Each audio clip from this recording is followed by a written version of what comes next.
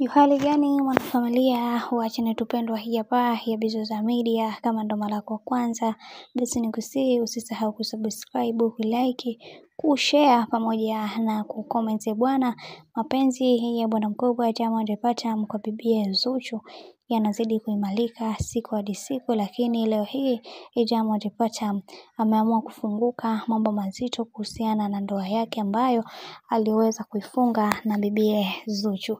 Kitu ambacho alichoweza kukisema bwana mkubwa wa Diamond Platnumz, aliweza kusema ni kwamba ni kweli niliweza kufunga ndoa na bibi Zuchu, lakini ndoa hiyo mama yangu mzazi hakuwepo, yani ndugu yangu yoyote hakuwepo katika kuhudhuria ndoa hiyo, wala mzazi wake wa Zuchu hakuwepo katika hiyo ndoa. Na baada ya kuweza kufunga hiyo ndoa, tuliweza kubarikiwa na shehe, tukarudi nyumbani, na hapo ndipo tulipoanza kuwafungukia wazazi wetu kwamba mimi na bibi Zuchu ni wanandoa.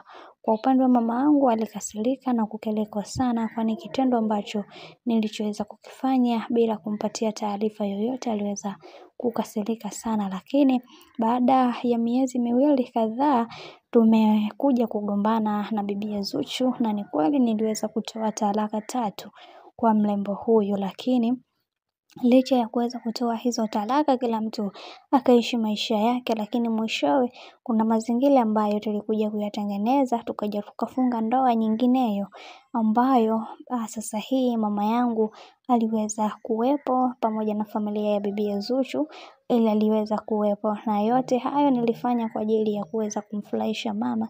Lakini mkanganyiko unakuja ni kwamba sheria ya dini inataka baada ya mimi kuweza kumpatia bibi Zuchu talaka, angetakiwa aweze kuolewa na mwanaume mwingine, alafu ndipo mimi niweze kumuoa. Sasa mkanganyiko huo ulipoweza kufika, watu wengi hatukuweza kujali chochote, tulichojali ni mapenzi yetu na maisha yetu. Sasa baada ya siku kwenda, shehe yule akaja akatuambia kwamba nyie, wewe na Zuchu hamjafunga ndoa ya aina yoyote, kwa sababu wewe ulishaweza kumpatia Zuchu talaka, tena talaka 3 kisheria, anatakiwa kuweza kupewa kuolewa na mwanaume mwingine, and then apewe talaka, na wewe ndipo utakapokuja kumuoa. Sasa kwa hichi kitendo mlichoweza kukifanya, kiukweli wewe na Zuchu hampo kwenye ndoa tena.